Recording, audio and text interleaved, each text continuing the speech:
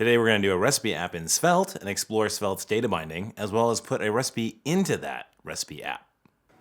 And I am going to use the recipe we put into that app to create, well, I don't know yet, actually. So the first thing we need to do to build our recipe app is to dgit svelte, and then npm install that and bring up VS Code. Now we'll launch it, and boom, we got a site. Nice. Okay. So we don't need any of the boilerplate, but I'll keep around the script and style and that main tag. First thing we need to do is have a title for our recipe, so let's create a variable for that. And then create two div tags, one to hold the recipe form and another to hold the formatted recipe. So here we go with some data binding. All we need to do is bind value on text field. How easy is that? Now I'll show it down in the recipe and boom, two-way data binding. Let's spice up the formatting a little. Nice. Now, any recipe needs an ingredient list, so let's start with an array for that, where we have an amount and a name for each value in there. And we'll create the text fields first.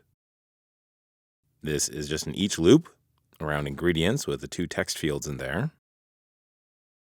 Looks pretty good, but it would be nice to have them side by side, so let's CSS that up grid style. Cool, let's add that over into recipe and then change out the inputs for simple divs. And there it is, but of course we need to be able to add one, so let's create a button for that. And some handler code that will just append the new object to the array. Not bad, let's try it out a little. See how easy that is? I love me some Svelte. So it's all well and good to know the ingredients, but we also need the steps for the recipe, so let's go create an array for that.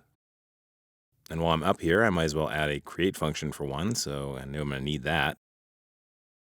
Now I'll do the same iteration thing with the text fields, but this time I'll do an ordered list over on the recipe side. Seems like it's working, but we need to add a button to add a step. Okay then. Really doesn't get much simpler than that. I'll just write out the full recipe here, and we can take it to the kitchen. Our ingredients and all our instructions. Let's give it a go in the kitchen. All right, let's bring on the ingredients. Cool.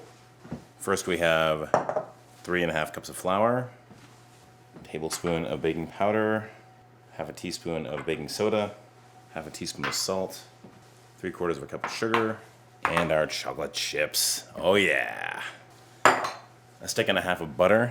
So when it comes to the butter, I like to cheese grate it. And the reason I like to do that is a lot of recipes ask for pea-sized granules cut into flour of butter.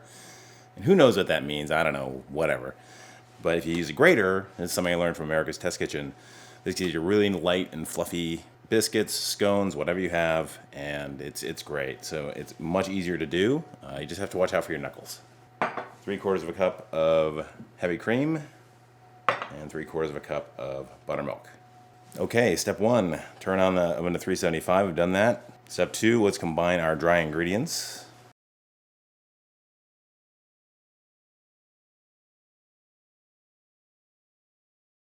Step 3, we'll add the butter.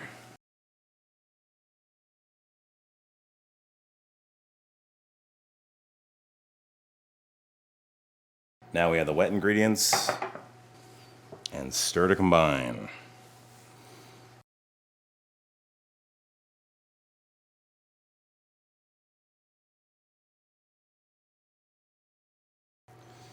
Now bring out our well-loved cookie sheet. I'm going to use this ice cream scoop. Scoop gives a really nice, consistent size.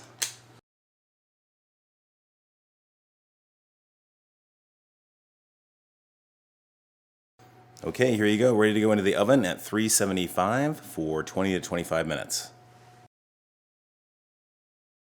Fresh and hot out of the oven. All right, here we go. Mmm. Scrumptious. That actually came out really good. And if you want the recipe, it's right down below. And of course, your likes, comments, and subscriptions are always appreciated. Be good to each other.